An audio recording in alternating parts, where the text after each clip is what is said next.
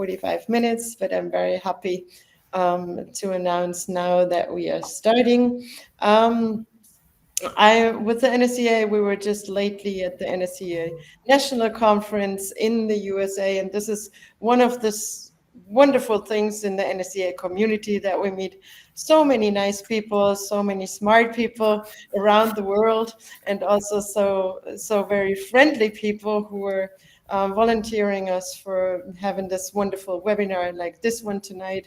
And one of these people we met already a year ago in marketing and all over the world is Timothy Suchomel, and we are very happy to have you here tonight. You just won an award for as researcher, and you got another award, and you writing books. You're author of a new book, Maximum Strengths, and you also publish. Who wants to follow you on Google research, we see new papers coming up all the time. I don't know how you do this, so thank you for your precious time, Timothy, and we love to hear your input on youth development and maximum strengths. So I'm gonna kick out now and leave you with your wonderful topic. Have a nice time, and thank you. Thank you.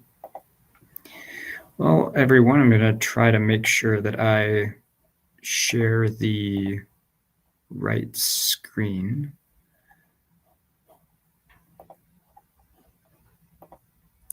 Let's just do this.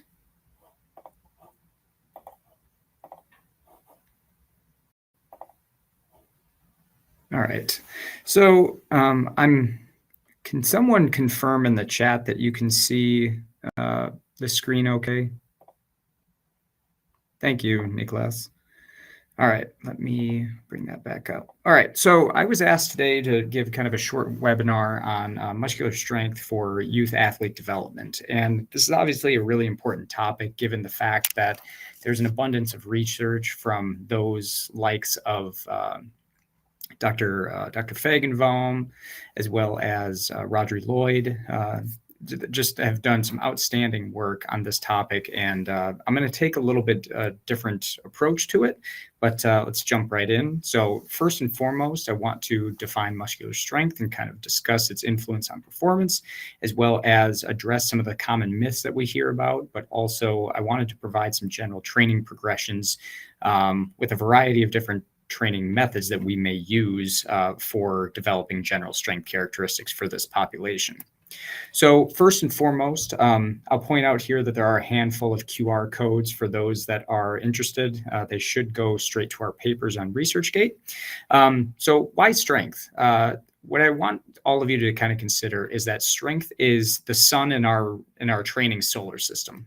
We can have a number of different impacts on different variables, such as power, rate of force development, jump sprinting, change of direction, performance, but we can also decrease injury potential by having a foundation level of strength. So again, if you view each of the outside circles as kind of a planet within our training solar system, the strength is going to be our sun that kind of lays the foundation for all of these other capacities to be built. So if we think about relative strength and we go and compare stronger individuals versus weaker individuals, you're going to see kind of a common trend in that, generally speaking, those who have a greater relative strength are going to jump higher and farther, sprint faster, change direction better, but also potentially perform better in their sport. Now, it's well, this relationship may be very strong. It's not necessarily going to be the be-all, end-all, as we know, because there are specific skills. But generally speaking, you could say hashtag get stronger, but we also have to define what strength actually is. So if we take that mindset and kind of define what strength is, I refer to Isaac Newton as kind of our first strength and conditioning coach. Now, when Isaac Newton had his handlebar mustache, as you can see here now on the right, this is when he was lifting a lot and he came up with his 3 laws, joking, of course, but it all comes down to how does net force impact our ability to move? Now, he may not have had weight training or anything in mind, but it's kind of a fun play on this. But we also have to consider the impulse momentum theory, because impulse itself, net impulse specifically, makes us move, but also creates a specific momentum when we actually are moving throughout our daily lives and with weight. So, but the common trait in all of this is force. So if we think about strength, I usually will refer to strength as our ability to produce force. So if we get beyond this idea that strength is only how much weight we can lift, it is truly an ability, and as a result of that, it is a trainable characteristic. So especially with individuals who are really young, their ability to produce force can be manipulated quite significantly, as long as we're providing them some structure. But the other question we have to ask is, how are we actually producing force? But generally speaking, we're talking about against an external resistance, whether it's our own body weight, an opponent, an implement, whether that's a barbell, dumbbell. It could be kicking a soccer ball. It could be throwing a baseball, or hitting a tennis ball, but ultimately we are producing force against something. But in addition to that, we're also producing force in a task specific context, where every single task that we perform, whether it is a squat, whether it is a sprint, whether it's a change of direction, every single one of these tasks are unique, and they require a given magnitude of force as well as a rate of force development, depending on the type of task constraints that we have. So with that being said, for the purpose of this talk, I'd like to define strength as the ability to produce force against an external resistance in a task-specific context. So yes, our ability to lift more weight is important, but at the same exact time, we are applying force more effectively when we are able to lift weight or lift more weight. So the other thing we have to consider is that strength is also synonymous with multiple different types of strength. So we have heavy dynamic strength, maximal isometric strength, explosive strength, fast dynamic strength, and reactive strength. There's a really nice paper by Lachlan James and his group in 2023 that was looking at all of these different strength domains. And why this is important is that we can't necessarily say just because someone is producing more force, that doesn't necessarily mean that they are ultimately going to be performing every single task better, because we also have to consider in what context are they producing force. So when we talked about lifting more weight, sure, that's heavy dynamic strength, but that doesn't necessarily mean that their maximal isometric strength in a similar position is going to be the same. They are related, but we also have to consider that just because someone produces more force, we also have to consider that it may not be produced quickly. So our explosive strength component from an iso squat or an iso pull may actually show us that they can't produce force very quickly, but they can produce a high magnitude of force. Then we get into the faster dynamics with a counter movement jump, and even faster with a reactive strength like a drop jump or a rebound jump, where we have limited time to be able to produce force. So something to consider with all this.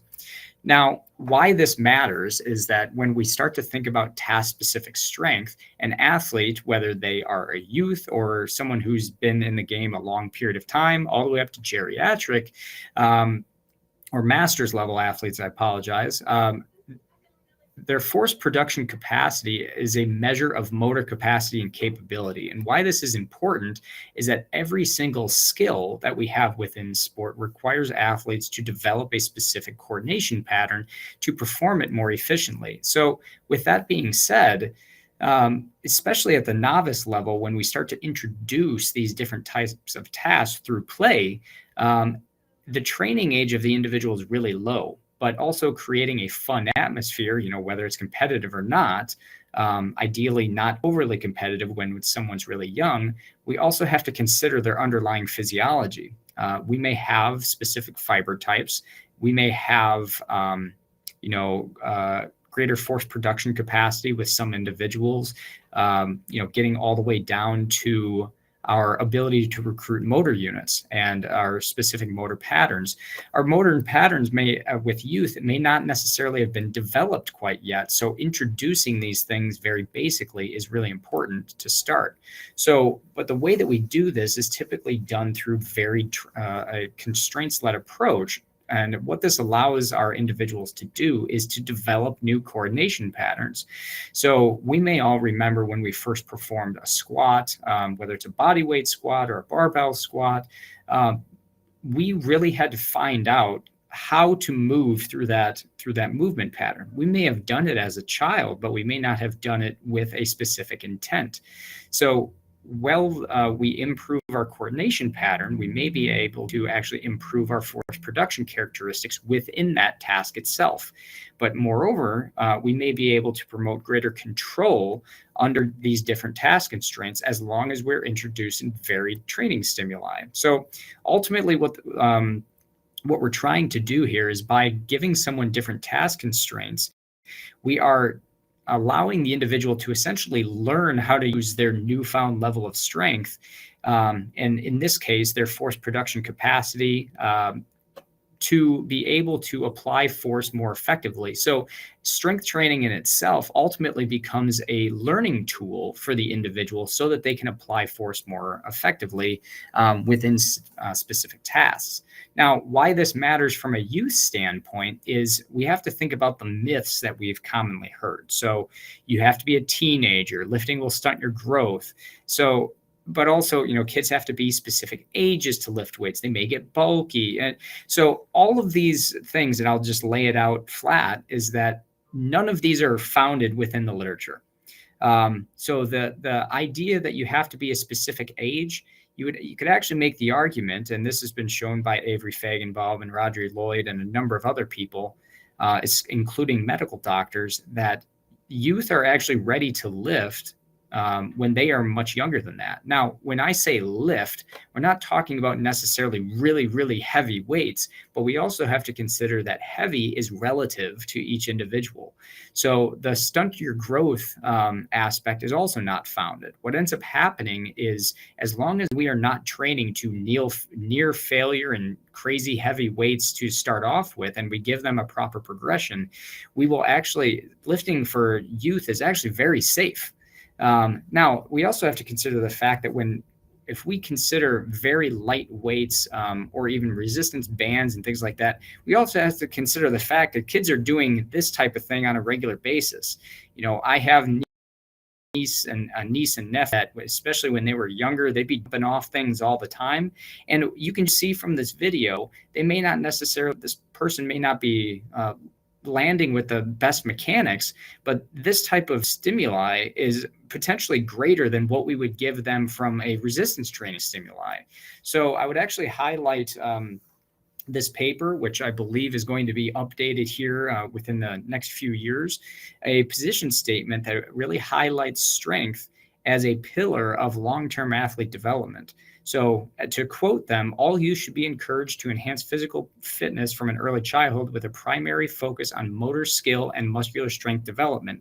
And you could actually make the argument that muscular strength and motor skill development are synonymous when it comes to the ability to apply force more effectively. So we also have some additional literature that resistance training may actually be an effective method for enhancing additional motor skills that are really important when it comes to childhood and youth. So if we move on to this, other recommendations that we have for this are generally going to be based on technique. This figure here is modified from another one of Dr. Feigenbaum's work, where it talks about, are you strong enough? Dream on. So we have the dynapedic, restricted, emerging, adapting, and mighty. If you think about it, what we're trying to do is develop a strength reserve. So developing strength and a motor skill competency over hypertrophy, at least initially. Now, we're able to do this because a lot of the adaptations that we get from resistance training, at least up front, are going to be neuromuscular adaptations, specifically neurological, our motor unit activation, the firing frequency, the synchronization, neuromuscular inhibition. So these are all things that are going to be affecting their ability to apply force. But other things is we should be able to give them a proper progression based on their resistance training age, their proficiency, but also their existing strength levels. We want to give them a wide range of exercises, and you can see some methods here. But the bottom line is the child or teenager should be enjoying this whole process, giving them a lot of variety, at least up front, until we start to hone in on the key exercises that we want to use, gives them a sense of we're not doing the same thing over and over and over again. So there's a really nice consensus statement. Also, you can see the first two authors there, as well as a number of the other leaders in the field on this topic. This is something that we're really trying to push from a long-term athlete development standpoint, but we also have to consider this for other general health characteristics as well. So other training, this is my niece actually dressed up as Darth Vader, giving us some very good advice, but the training emphasis for youth and adolescent individuals should focus on increasing maximal strength at first. Now, if you think about the stimuli that they're receiving, they're also going to receive some benefits to their bone, to their tendons and their ligaments. But we also have to consider that youth may actually benefit more from general resistance training before they would actually benefit from power type training. It's not to say that you can't use some power type exercises, but it's not going to be their primary emphasis. So you can see some other suggested training methods here as well. Starting with things that are very basic and progressing to something that's more difficult. So again, I bring this up, this concept of the strength reserve. So this is from our 2016 paper, The Importance of Muscular Strength and Athletic Performance. But we have to consider that while someone is in the strength deficit phase, they're really learning how to apply force. But once they're able to do that more effectively, that's what we call the strength association phase, where you may actually see direct performance benefits from improving someone's relative strength. However, that window of adaptation starts to get smaller and smaller if we're only training to gain more and more strength. But this is where we start to introduce more novel training stimuli. So if we think about this from a performance standpoint, we also have to consider this over the lifespan of the individual. So Dr. Feigenbaum came up with this figure, as well as this concept of strength span. So if we start training at a really young age, it does set up the individual for a healthy life, but also lays the foundation for performance. Believe it or not, there's actually a direct link to someone's strength levels and mortality rate. So basically, the stronger will survive longer. At least there's that association, but you can see the different strength span as it continues to span out over the course of their life. So I realized that we have a condensed amount of time, so I wanted to make sure I left you with some practical applications. So if we think about general resistance training, so our squat, presses, pulls, for example, we all have our progressions, but if you think about how we can introduce this to the youth individual, we may start with something like body weight, move to a goblet squat, to a front squat, a back squat, but then eventually, and I have asterisks next to these for a reason, is variable resistance training with chains and bands, and potentially accentuated eccentric loading with weight releasers. Now, what this is going to do is, if we think about different task constraints, movement pattern wise, a squat is going to be similar regardless of the type of variation that you're going to use. However, we can modify the task constraints in order of the load that we're giving them, the placement of that load, the changing load, but also the complete removal of part of the load as well with something like AEL. We also have to consider that over the course of a load progression, different phases eventually are going to have to be altered in terms of what the training goals are. You can obviously see the most common word in here is going to be strength, but that's because of the different domains of strength, but also how we apply force. Now, the other thing I would just want to point out briefly is that the braking phase may also dictate how our propulsive phase is going to be done. Remember, just because we're talking about a capacity or an ability to produce force, we also have to consider individual phases of an actual movement. So if we think about a braking phase in a squat, if we did a long 4-second tempo squat, this is what the force time curve may look like, where someone's going to maintain their system mass, in other words, themselves and the weight that they're moving. So the weight ends up being the same, but if you think about how the braking characteristics are going to be performed versus a normal tempo back squat where they just go down up, we're modifying the way that they're producing force. Now, with youth individuals, doing some tempo-based things to develop positional strength may actually be pretty important, but at the same time, eventually being able to move through the stretch shortening cycle a little bit faster is going to benefit their performance in the long run. From a weightlifting derivative standpoint, this is from one of our 2020 papers, you can see that it's based on what the individuals want to perform eventually. So if we look at a floor progression or a hang progression, both of them are going to start with the most important part of the actual movement itself. Example is that if we have a mid-thigh pull where we are at the top of the thigh, now again, these are cleaner snatch progressions, but if we're in the mid-thigh power position, we're going to return to that position regardless of if we're catching the bar or not. So being able to start and develop strong movement patterns through that range of motion is going to be really important. But you can also see that we can progress with pulls before we start to introduce some of the catching variations. But just know that if the ultimate goal is to perform a catch, you can still receive benefits from performing pulls in training as your primary training stimulus. We've shown this over the course of 10 weeks that you can actually improve a 1RM power clean with only doing pulls.